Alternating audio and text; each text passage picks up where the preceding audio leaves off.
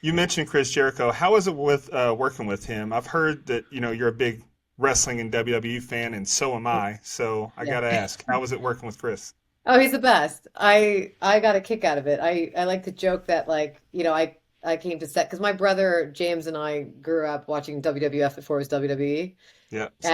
And it was like the Lita and the Hardy Boys era, you know what I mean? Yeah. Triple H, all that. So we used to like play fight, like, get dressed up and like wrestle against each other. So I knew and was definitely a fan of Chris Jericho. And then I remember like when I met him, he was super nice, super polite, like, hey, so we're gonna do this. Are you comfortable with that? Like very like not hands-on because that sounds weird, but he was very present. Very, very present, very, very kind, and always checking in to make sure I was comfortable. But I remember he like put me in a headlock, and I just like got so excited. I was like, "This is fucking awesome!" I was like, I remember like, saying to my brother, "I just got put in a headlock by Chris Jericho in a scene."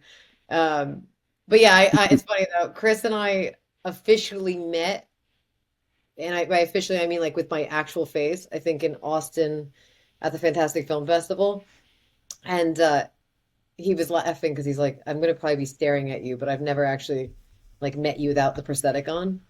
And so he like was familiar with my voice, but didn't actually know what I looked like underneath it all. So we had a lot of fun over that because the only time I had met him was in scenarios where I was covered in blood, Yeah.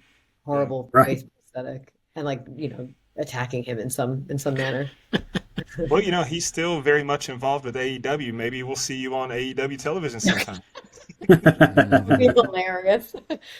You would know I was the worst actor if I was ever put on that. I would love to see how that would turn out. I probably fall over and not be able to get back up again, but